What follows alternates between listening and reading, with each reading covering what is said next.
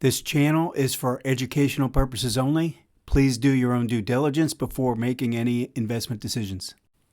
Hi, this is Joe Rabil, and anyone new to the channel, I just want to make sure you understand what I'm trying to do here is teach essentially complex and institutional grade technical analysis and make it usable for everyday and simple for everyday traders. Okay, so that's the goal. And what I've been doing over the past 5 years is essentially building on this approach on how to buy pullbacks, but it really helps you read the market. So that's the whole idea. You can use it for trading, but also for analysis.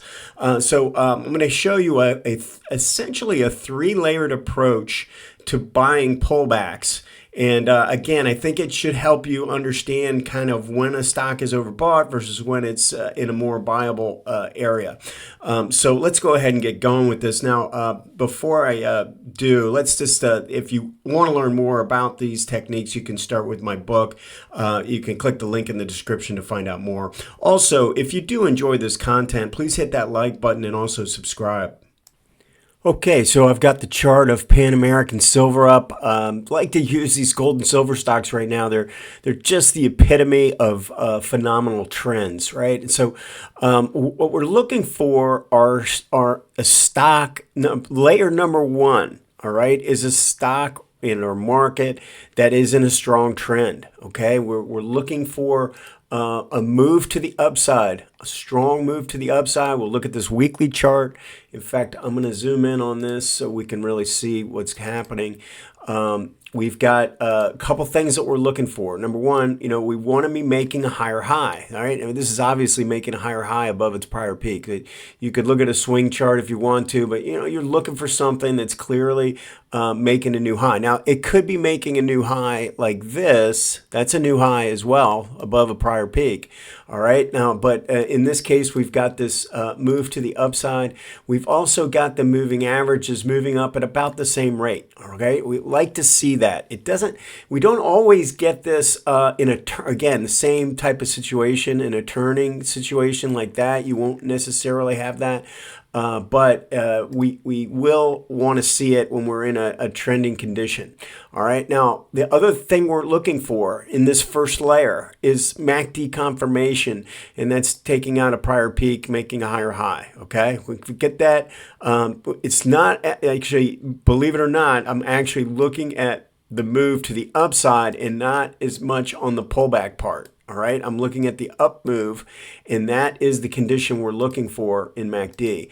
All right, and then in ADX, we'd like to see, if you're in this trending move, in this trending type of a condition, we want to see the ADX making a move above 25 or 30. I prefer 30 in this type of situation, with green DI on top and above 25. All right, and if we have that, we've kind of got the condition in place to watch for layer two.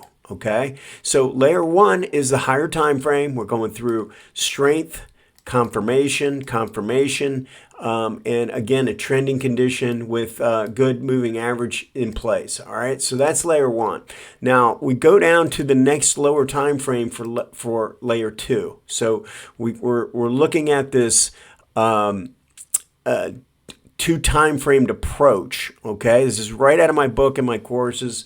We're looking at a pullback trade. Now, when we go through the pullback, in most cases we're going to get an ABC correction like that. All right, but in a situation like this, it might do kind of make the decline and then just kind of fiddle around down here and not give us a clean ABC type of a pullback. But we get this pullback. Now, what we're measuring on the pullback, the most important thing in this layer is watching what's going on in the ADX and the DI. All right, we have strength to the upside prior to the pullback. Well, we knew that based on what the higher time frame told us, right? But when we go through the pullback phase, we're measuring the strength of the decline. All right, and in this situation, red did have a pretty good pop, but it didn't cause the ADX to make any real significant move. It certainly didn't cause the ADX to go higher than the last green peak. All right, this is a positive peak, and this is a negative peak right here, this peak right there. So with that type of situation in place, we know that the bias is still to the upside. That's what we're looking for, is confirmation that there's more trending to the upside to go. All right.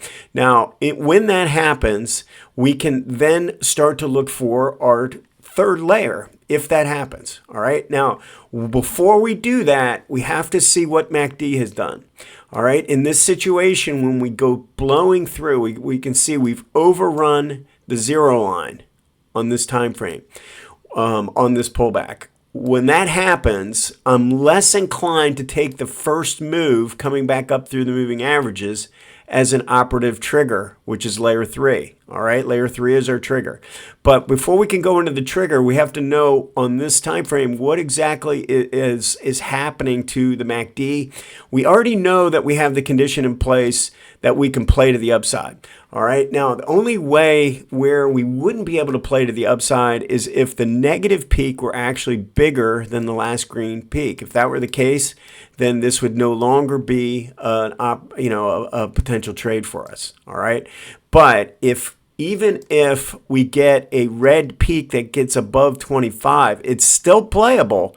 We just need to see, more strength in the green to start coming back before we can play it. All right.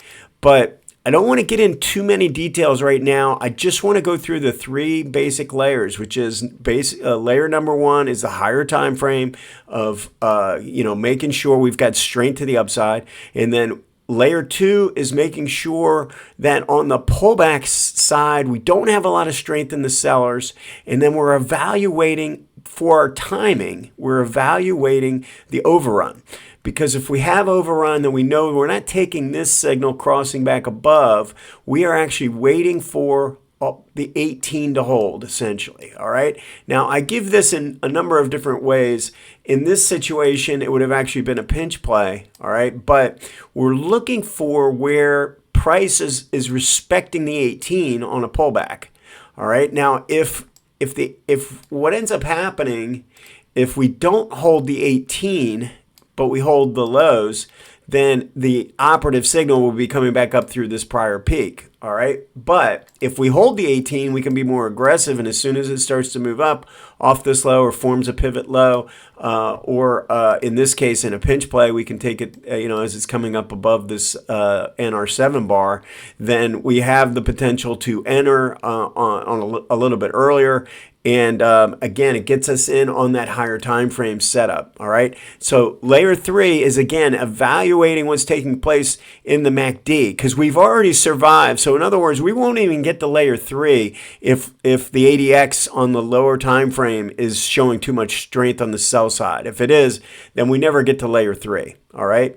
If we do, so layer 3 is essentially looking at the MACD to determine what our entry strategy should be. Do we play it more aggressively?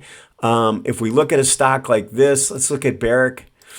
You can see it's had the same kind of pullback, but if you notice, MACD there's no sign of selling strength, all right? And we have no real sign of overrun at all. All right. In this case, we really could have said once the earnings come out and we get this move to the upside, we could really be getting long at that point as this is coming back above.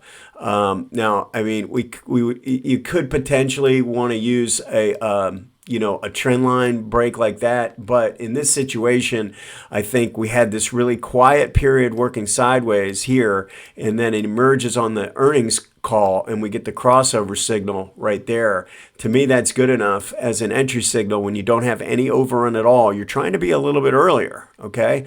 So we've got these 2 types of situations, one with this, more overrun and one without. You have to play it a little bit differently, and that is, again, the layer 3 part. That's how we have to evaluate for our timing. We're going to use this MACD to our advantage.